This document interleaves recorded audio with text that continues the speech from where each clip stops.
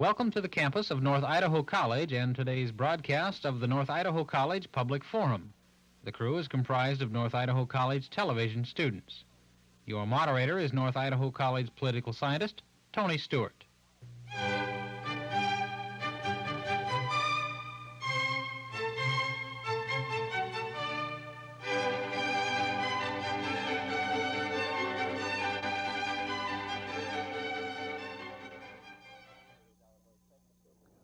Good afternoon. Today it is our very special privilege to bring you our New Year's show that we have done for the past 8 years, and the purpose of that program is to review the calendar year that has just ended and discuss the major international, national, and Northwest issues. In order to accomplish that goal, I'm happy to welcome to our program, first of all, Mr. Marvin Granger, who is the General Manager and Program Director of KPBX Public Radio Station in Spokane.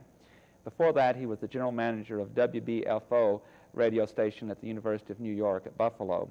He holds a master's degree in the field of political science from the University of Minnesota. Mr. Granger, welcome. Thank you. Also with us today to participate is Karen Doran, who is the Public Affairs Director at KSPS-TV here at Channel 7. Karen holds an undergraduate degree from Stanford University and her master's in history from the University of California at Berkeley. Welcome, Karen. Thank you.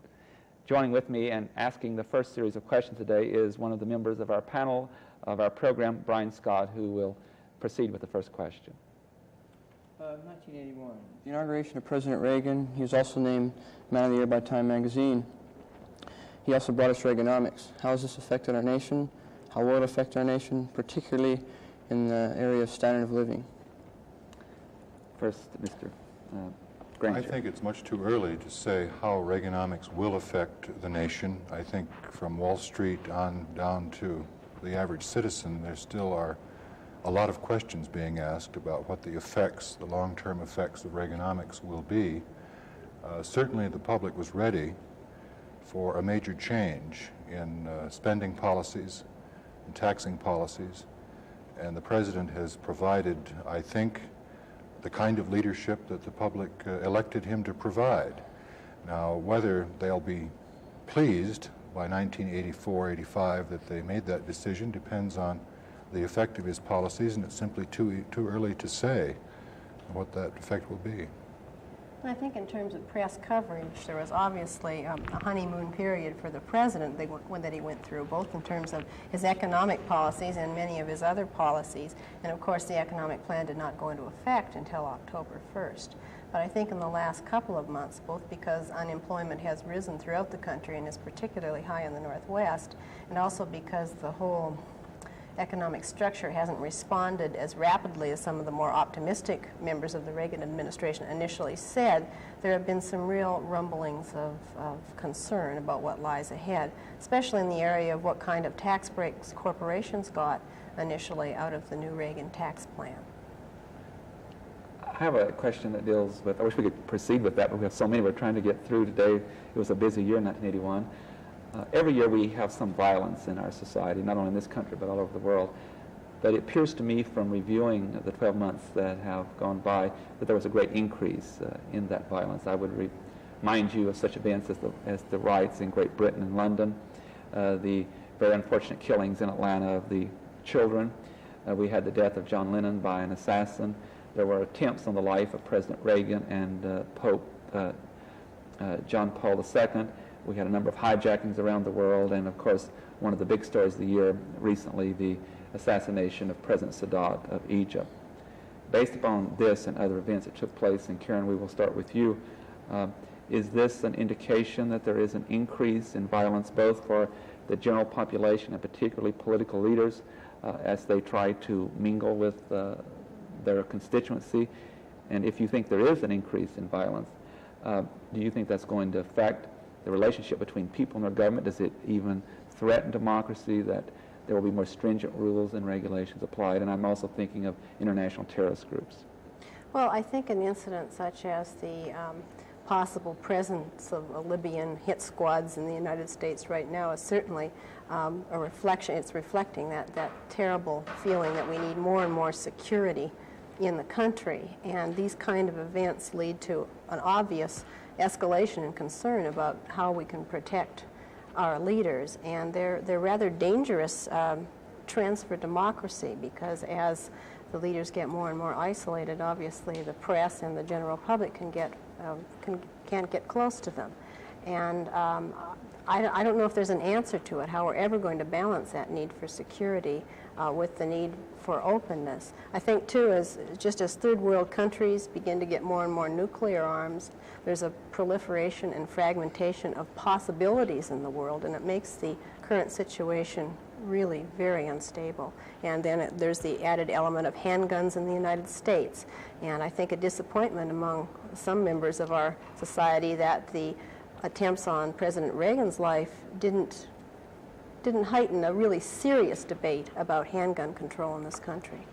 Marvin, in relation to what Karen is saying, she brought to mind the fact that the CIA is going to be given some more freedom to follow people in this country, even American citizens, and opening mail and so forth. Is this a further indication, because of the example she has given and I have given, that this whole question of right to privacy, too, comes into play? Are we headed for a more closed society? Throughout the world, the discrepancy, economic, social, and otherwise, between the haves and the have-nots has been on the minds of economists, political scientists for years. I think we tend to run in cycles of eruptions. What has happened in Great Britain, I think, has a clear relationship to Mrs. Thatcher's policies and the degree of hopelessness that those policies have extended to the have-nots in that country.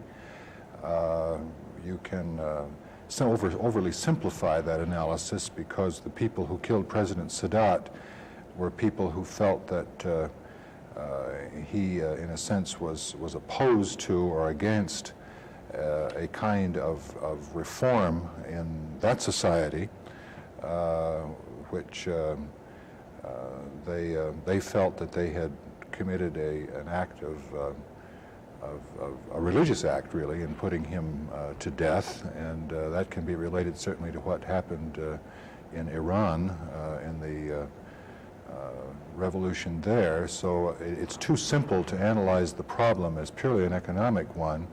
If you said economics, social, political aspirations of peoples, the degree to which people feel disinherited, feel totally cut out of the power structure, you're going to have violence. And I think that we have some real problems ahead of us in our own country in that regard, because you are hearing more now from major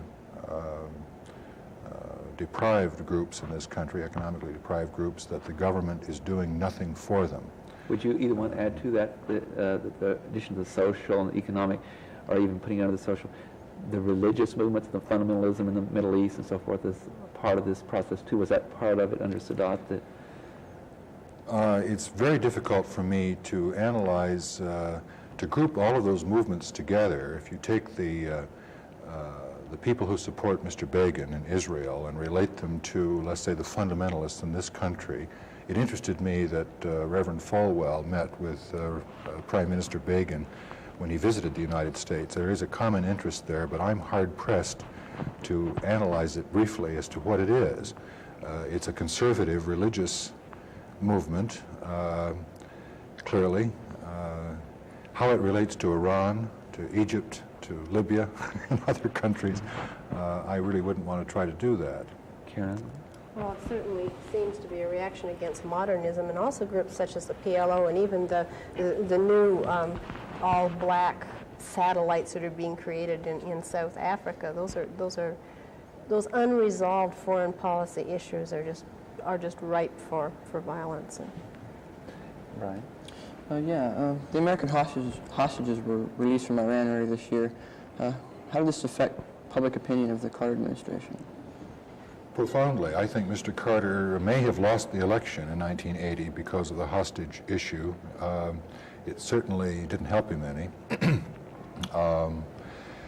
His administration's handling of the issue, I think, turned out to be fairly typical of the administration's performance on many things. There was a problem of overextended promises, not necessarily along the lines of liberal spending policies, but Mr. Carter came into office promising that he would be a good manager, and he turned out to be a dreadful manager of the government. He could not mobilize the Congress. He did not lead his own cabinet well, and seems to have been a nice man and very poor president. I think that's how the history books will view him. I think there is also an element of bad luck in that, not to say that Carter, bad luck and bad timing, yet the American military sortie into Iran, if it had turned out positively, might have made Jimmy Carter and the administration a hero. It could have been another Mayaguez, which it wasn't. And also, of course, the release of the hostages coming at a time when the administration was changing hands was also a stroke of bad luck about Jimmy Carter, but I would certainly concur that both it heightened the press perception and the public perception that he had done very little right in his administration. We've hit on this other issue just briefly, but I want to bring it to the forefront.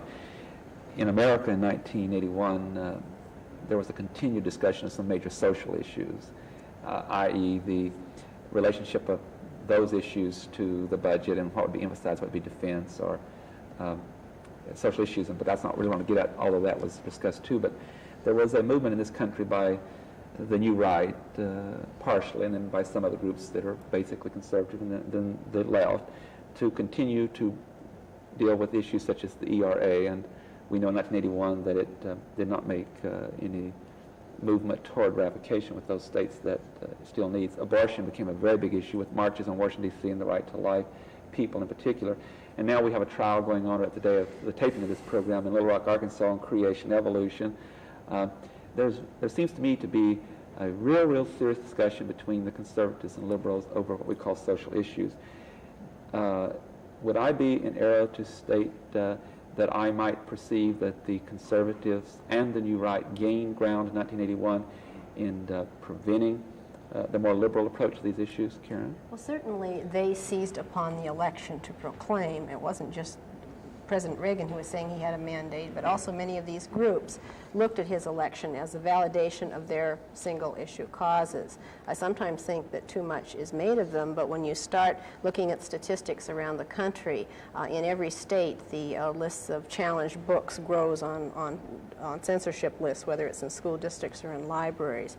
Certainly the challenges to agencies such as Planned Parenthood, which is funded federally with Title X money, is increasing, and the abortion people feel very much very comfortable with the new Senate, of course. I don't think that ultimately a lot of their concerns will prevail in legislation, because polls show that the majority of the American people do believe in pluralism and do not want to turn the clocks back on those social issues. Marlene? We search for stability. I think we tend to more desperately search for it in times when our lives, whether they're personal or national, seem most threatened. The undoing of the economy, I think, has contributed largely to the search for a simplistic solution. Some people analyze Reaganomics that way. The suggestion that if we only cut federal spending, everything will sort of fall back into place, probably is a simplistic approach to our economic problems. If you don't make birth control devices available to people, then somehow or other their moral behavior will improve. These are simple-minded approaches, and I think that certain business-oriented religious types have capitalized on that need for simple explanations, and I think it's a passing phenomenon that will not be with us very long. Mr. Reagan, you'll notice, has tried very much to use those people when he needed them in the election campaign, but he's kept his distance from them as president. He's not in their pocket by any means. And I think for the history books, he wants to be a mainstream Republican president. I mean, he wants to be remembered that way. I cannot resist adding this question. You certainly have the ability to create other questions in my mind, and that's commendable on your part. Karen was referring to this too. When people voted for Ronald Reagan in 1980, did they do it because of some of these social issues, or was it because of the real economic picture of the crisis and the hostages? In other words, are those people correct when they say today that Congress should deal with these issues in a conservative way because the people wanted that? Can we read into the electorate what they meant? Well, I think that people were reacting to bread and butter issues and also to a kind of a drift that they perceived. We had had a Congress controlled by the Democrats and a Democratic president that had not been able to solve or even approach solving some of our major problems, and I think people wanted to change. The Democrats have a real dilemma, and they're facing a midterm election coming up, and I'm not sure they're going to get out of that dilemma before that election comes about. And that is, they cannot go back to the American public with the same programs, the same political philosophy, in a way, that they went into 1980 with. I think many people regard that as a bankrupt philosophy at this point. And that is that to put the worst construction on it, that you can throw money at every problem and that will solve it. That's unfair to them to say that that's typical of their thinking, but they are perceived that way by too many people in this country, and they have to change that. Right. Compassionate conservatism is what is needed, and how you put that together, I don't know. Brian Scott. Yeah, we have the ARAC cell and defeat assault 2, nuclear weapons in Europe, and a $1.5 trillion defense budget. What does this exemplify? What's our stance on defense, the Reagan administration particularly? That is difficult for me to analyze. It seems to me that so much posturing has been going on by this administration with respect to the Soviet Union. We have to see what happens when the two countries get down to nitty-gritty bargaining before we find out what the Reagan administration really believes about the Soviet threat, about continued high-level expenditures, improvements or increases in our military budget.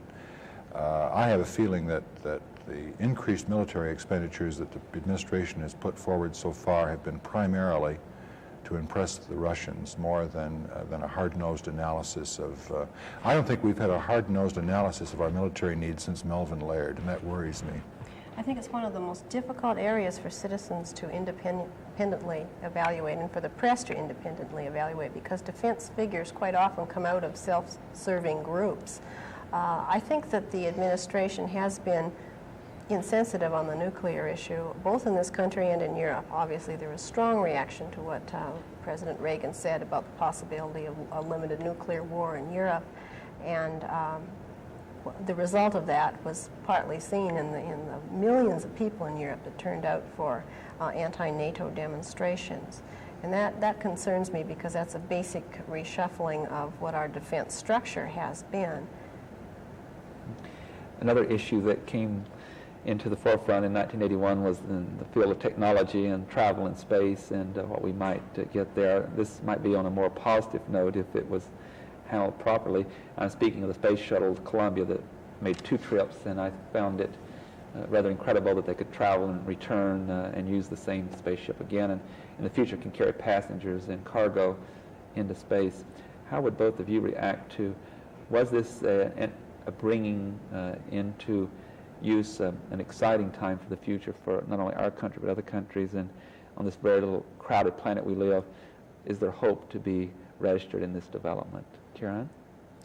Well, I think there was obviously a great euphoria about the technological accomplishment, but whether it brings us back in terms of government commitment to the space programs of the 60s, it doesn't look like it is in terms of the money that's being allocated to space programs and this kind of technology on a government level. Lots of research grants and government space programs are being cut back. So what the ultimate result will be in terms of the government being behind this new technology is kind of up in the air right now. Marvin, would you say that the knowledge though that we've gained from that will be sooner or later used to benefit mankind, even though if we have the budget cuts at the present time? Well, NASA's future is based very much on a gamble that there will be very practical commercial and other applications of the Columbia, servicing satellites and that sort of thing, military uses. I feel somewhat skeptical about that in terms of how soon this is going to be beyond the experimental stage, and I think there is very little patience left with the public maybe more with the public because of the success of Columbia, but very little patience left in the Congress for doing anything like this for the sake of doing it or for glory. I think they want to see very practical income-producing results before very many years, or these programs will not continue. Brian? Senator Day O'Connor was appointed to the Supreme Court this year, certainly a historical event. Do you perceive this as changing the decision-making process from this high body? No, I don't see it as changing, because I don't think women innately think differently than men. But or the presence of a woman on the court will necessarily change the way the court makes decisions. I do think that it probably is the most significant thing Ronald Reagan has done in his presidency, and is historically the most important thing that he's done, yes.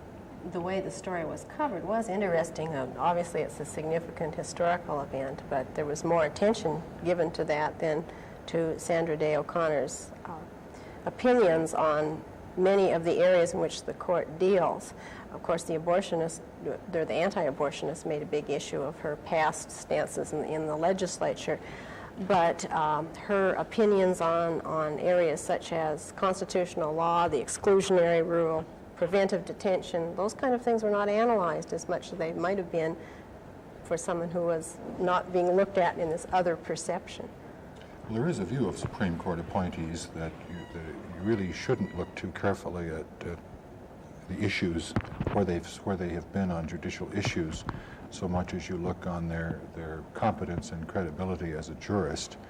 I guess I feel the president's entitled to appoint anyone who is competent.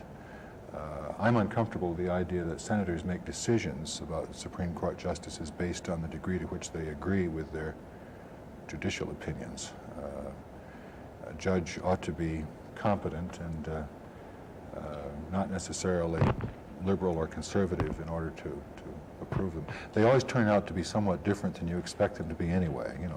Absolutely, and I think, of course, some of the more conservative constituents of the president would like that litmus test, either on abortion or on other issues, applied to judges, and so far the president has sidestepped that issue. Whether he will continue to do that on the appointment of a large number of judges to federal district courts around the country remains to be seen. Most people in his party, the senior members of his party, do not support catering to the extreme right. Barry Goldwater's remarks about these people, I think, were very telling.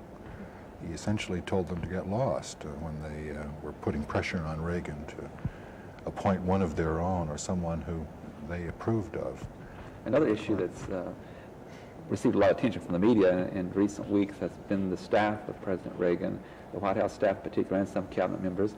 And we know from past history, and you being a political scientist would appreciate this, that some administrations have failed to reach the goals that they otherwise would have attained if it had not been for staff problems. It's always different issues, but the Nixon case, although different, was an example. We know that National Security Advisor Mr. Allen and OMB Director Stockman and Secretary of State Haig and recently Secretary of Labor Donovan in particular have been in trouble. Can we look forward to how the President handles this to affect how his programs may succeed or fail? In other words, could he fail as the President because of what's happened within his staff? Karen? I think there have been some, I look at the Stockman affair in slightly a different category than the other people you mentioned. There's obviously internecine staff bickering going on that could hurt the President. I think one of the interesting things, there is already a perception in the press that the President often doesn't put in very long days, that somehow he is aloof from, and there's been a lot of cartoons to that effect too. And I think perhaps not being in control of this internecine bickering and some of the things such as Allen has gotten himself involved in might hurt the perception of the President being on top of his staff. The Stockman affair, of course, there's lots of different interpretations of that, but in a way it may even have heralded the end of the honeymoon period for the President, that the staff itself was questioning what it had done so far, and whether Stockman remains in that position and remains effective in that position remains to be seen. Marvin? There always is a tendency of new administrations to try to put forward the idea that either structurally or through the choice of individuals, they've gotten around the old problem of corruption or of poor judgment, and I don't see anything happening in this administration that surprises me at all, not because of the caliber of any of the people involved, but because when you bring a large group of people together to govern, and a lot of them, I mean, how much did Mr. Reagan know about David Stockman before he was made budget director? I understand that they became acquainted, really, when Stockman participated in his rehearsals for his debate with Jimmy Carter. And Reagan was very much impressed with his quick analytical mind. There are a lot of people working for Mr. Reagan that he doesn't know very well. And he finds out some things about them in the newspapers, and he'll continue to. Mr. Allen has been sort of put out there on his own to save himself through the press, and if he can do it, fine, and if he can't, he'll be cut. Brian? Turning to the Northwest, how do you perceive Bunker Hill as affecting the Northwest? Well, it's obviously one of those major employers that, when they are threatened, has a major effect on the area. I think it's caused a heightened concern in this area for how many of our major corporations, how many decisions about the major corporations in the region are controlled elsewhere. And it's happened in western Montana, too, and at the smelter in Butte. It's a feeling, I think, by many that their own economic destinies are not controlled within their own communities, and it's extremely demoralizing, of course, not only to the labor force, but also to those people who are trying to create a sound economy in this region. That's a national problem. Decisions are made on the East Coast or in California that affect the economic well-being of thousands of people in our region of the country, and I think whatever region of the country you talked about, you could make that point. It's just part of the characteristic of the economic organization that we have come to know. So the Northwest is simply, in the economic picture, a reflection of what's happened in the country. I'm particularly thinking of the problems in the state government of Washington, the special session of the legislature, and even those who advocate there would be no new taxes are now saying we have no choice. So people in the political world are overwhelmed, are they not, by some of these issues and the developments? Well, I think a number of things that have happened in this state this year, especially the erosion of the state's bond rating, is very serious, both WHOOPs and then the general state bond rating. And it's even affecting things such as we voted on Referendum 37. Those bonds are out there. The programs have been affected. But now, just last week, the money for those programs cannot be allocated because the state is approaching its $7 to $9 million bond ceiling right now. Serious problem. I'm so sorry to interrupt, but time is up, and I must do so.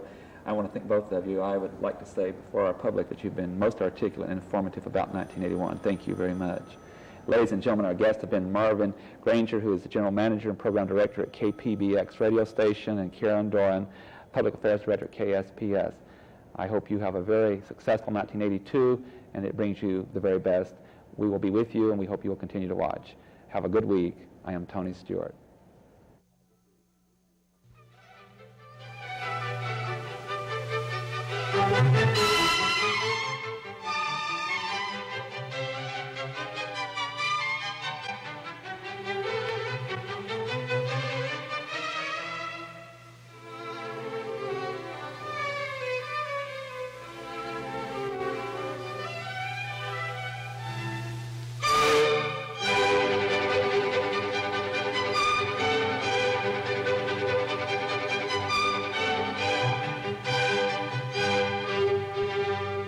The North Idaho College Public Forum can be seen at this same time each week over this station.